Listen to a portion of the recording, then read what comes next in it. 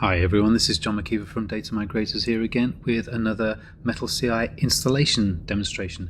So today we're going to take a quick look at the MettleCI command line interface. This is a pretty quick video because it's one of the most straightforward and simplest installation processes. We're going to start by looking at where you install the command line interface, and that is on the MettleCI agent host here. So if you remember this topology diagram from earlier on, you'll remember we have an automated Windows client tier which is used exclusively by your CI/CD server. So whether that's Jenkins, Azure, GitHub, GitLab, the system that orchestrates your CI/CD pipeline needs to use an agent which will do stuff on its behalf. And that agent is a Windows-based client tier, upon which is also installed the MettleCI CLI. And the CLI really comes in two parts. There's something we call the command shell, which is just a command line processor, and then the actual intelligence about how it does stuff is provided by a set of plugins. You'll also see in the diagram in the corner that the MettleCI CLI, like MettleCI Workbench, relies on the presence of OpenJDK 8, Java version 1.8, which is the first and pretty much only installation prerequisite for the MettleCI CLI. So we'll start by installing that on the demo system I've got. We'll take a look at what the download packages are. We'll install the CLI, which is just extracting a zip into a location. We will add an entry to the system path in order to help the MettleCI plugins, the command line plugins, integrate with native DataStage functionality. So the MettleCI CLI plugins, some of them act really as a kind of gatekeeper to underlying DataStage functionality. So where we need to get access to the underlying metadata repository, or to perform job compilation, for example, we do our smarts, the MettleCI smarts, but behind the scenes we also need to lean on some of that functionality, and so we need to provide a little bit of config to tell the MettleCI command line where that underlying functionality is. So that's an entry to the system path and also an entry to a config.properties file, which is something that comes with the CLI. We'll then test the CLI. I'll then install an additional couple of plugins. So the MettleCI comes pre-rolled with all of the MettleCI traditional plugins that you will have seen used in the demos and that are required for MettleCI CI/CD purposes. But if you've heard of the server to parallel conversion utility, which we call S2PX, that comes as ships as just a couple of extra command line plugins. And so I'll install those, and I won't demonstrate server to parallel, but I'll show how you can install them and get access to those commands. And then finally we'll do a quick test of a plugin that uses its integration with DataStage capability to do something in DataStage. Okay, let's go. Okay, so here I have a DataStage 11.7.1 Fixpack 3 vanilla environment, and I've downloaded the necessary stuff to get going. I've got MettleCI command shell version 2.18 here, the version that actually ships. We're about to put together a new release that will ship in October 2022. I'm currently recording this on the 30th of September, and we're putting together the next release, which will go out to everyone. You may have a higher version of the command shell than this. So this command shell contains, you'll see that it's a 170 meg file. That contains the command shell plus all of the plugins I mentioned earlier. Whilst separately, I've also got two other jar files. That's what the MettleCI command line plugins are. They're simply jar files. I've got the S2PX analysis plugin and the S2PX conversion plugin. We'll install those later. And here's my prerequisite, my OpenJDK 1.8. That's an MSI file, so I'm going to go ahead and install that prerequisite on this Windows client.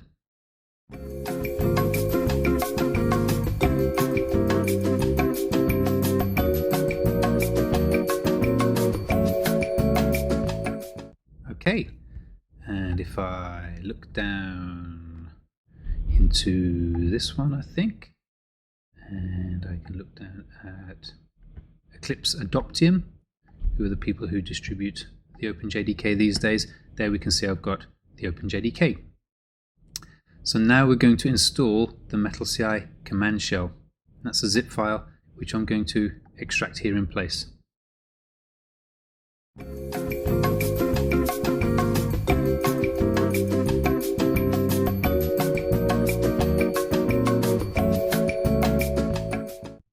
Okay. So in here you can see I've got a DM MettleCI command shell 1.1, and that's got all of the stuff I need to run my MettleCI command line. The first thing I'm going to do is to stick that where I would actually typically have it on a MettleCI agent host. So this box that I'm configuring here with the command line is the client tier that would be used exclusively by, say, Jenkins to orchestrate my CI/CD pipeline. So I'm going to stick this somewhere more appropriate. I'm going to start by referring to this as just the CLI directory. And at the top level of my C drive, I'm going to create a new directory, MettleCI, and I'm going to stick my CLI directory in there. Okay. And I should, all being well, be able to go in and navigate, if I can type,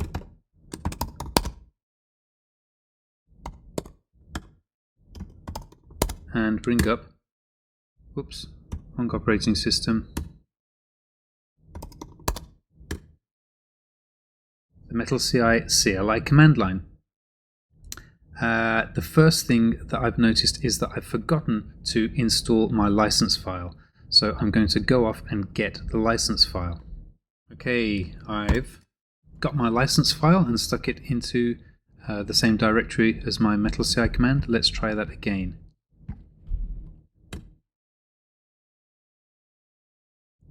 Now it can't see the license file. So let's tell MettleCI where the license file is. And to do that, I'll open up the config.properties file. And you can see here that the license file is currently being, I'm currently being directed to the parent directory, which we typically have a separate configuration pattern if you're installing the MettleCI command line on a Unix engine, which isn't commonly required. We should probably change the default here, but we don't need to install MettleCI command line interface on a Unix engine.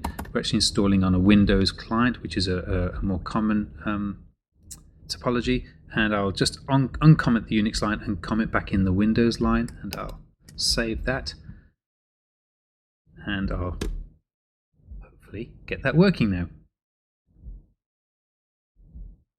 And everything's good, and you can now see I've got a MettleCI prompt. If you're accustomed to the istools command, the MettleCI command works in a similar way. You can either just at the command line type a full MettleCI command and hit enter and it will run the command, or you can enter this interactive terminal, which is like this. So I can type in this interactive session help, and that lists the namespaces. So namespaces are groups of functionality. All of the MettleCI commands have been grouped into kind of broad areas. So anything that's related to doing stuff with DataStage is under the DataStage namespace. So I can say DataStage help, and that will tell me all of the commands available within the DataStage namespace. So for example, here I've got one, create project. So I could type, if I wanted to, DataStage create project. So DataStage is the namespace, create project is the command within that, and then that gives me the required parameters for that particular command. I'll exit out of there, and similarly I could have typed MettleCI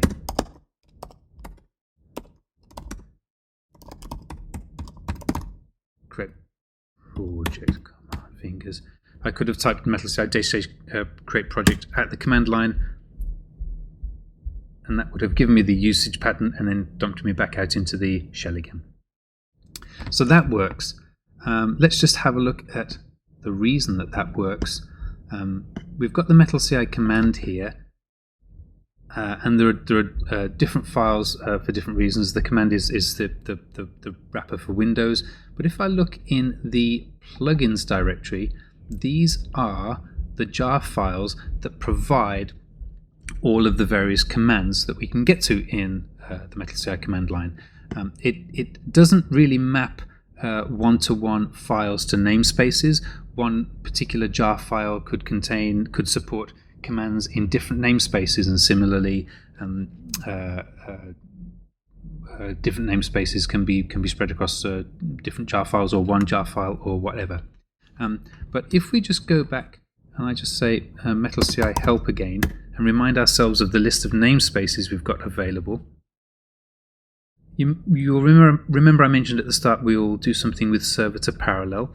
So let's go off and actually, before I do that, I want to configure this MettleCI command line so that it will integrate properly with native DataStage capability.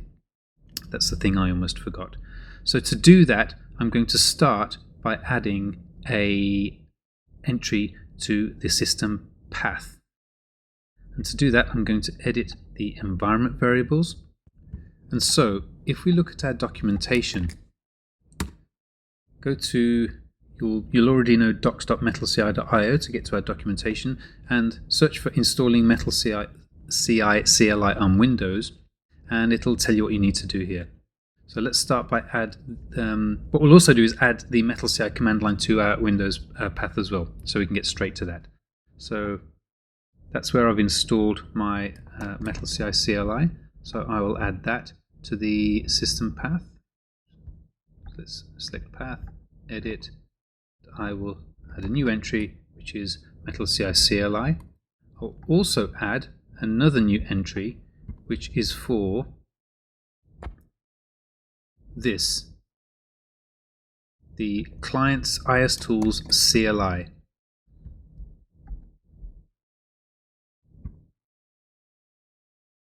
And that's in there. So now if I start up a command prompt, I can just type IS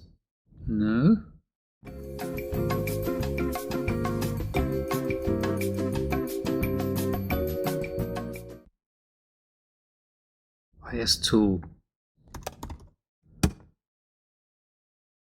You think I'd know how to spell that, wouldn't you? This is a brand new environment, and this is the first time I've called this, so it might be a little bit slow. There we are. Okay, that works. Okay, so I've got IS tool on my path. I've got MettleCI on my path. Okay, that's good. The other thing is I need to add one more entry to my config.properties file. So this, again, just to remind you, is the configuration file for the MettleCI CLI in the CLI directory we've just deployed. Config.properties, just a text file, and I need to uncomment this entry here under Windows for the DS client path. So this provides some other information that the MettleCI CLI requires in order to integrate with DataStage. I'm going to save that, and now that should be a MettleCI CLI. So back to the server to parallel conversation. We can see in our plugins directory, I've got a whole bunch of plugins, and installing server to parallel involves the complicated process of taking those two jar files and moving them into the plugins directory. So now if I type MettleCI help, you'll see that I've got a new namespace called S2PX at the top here. And I can have a look at the commands that namespace makes available. You probably know this now by typing MettleCI, the name of the namespace, and help. And there I can see that the S2PX namespace provides the default help option, but then analysis and convert. So if I want to know what I've got to provide for an S2PX analysis, which is, for those interested in server to parallel, is the pre-conversion command that performs an analysis of your ISX file and generates an Excel spreadsheet in order to help you prepare for your conversion. there are the options. Really, really simple. The name of the input file, the name of the output file. So that works. So let's actually try and run a real command that integrates the MettleCI command line with DataStage and does something real for us. Now I've got something I prepared earlier, which is just a silly create project command. And I'll prove that we don't have this particular project in existence yet. I'll just copy my password. So right now I just have DStage1 and the default information analyzer project. Those are the only projects available. So I'm going to run this command, which is a MettleCI command, to create a project called silly test. And this particular command is used in the example CI/CD pipelines that we provide to you, and it's not intended to recreate a project every time you run a pipeline. What it does is basically assert the existence of a project. So if the project doesn't exist, it will create it. If it already exists, it will just exit gracefully. And of course there's a fair bit of work involved in setting up a DataStage project, so this might take a minute or so.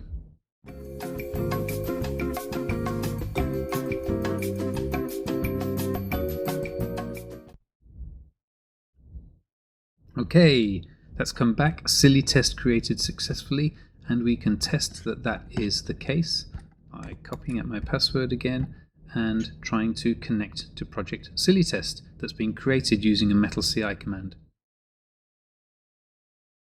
And there's the project. And of course the MettleCI commands do far more than just create projects, but that was just an example of the integration between MettleCI CLI and DataStage functionality. That's everything for now. Thanks very much for your time. Please have a look at the other videos in this series. Thanks.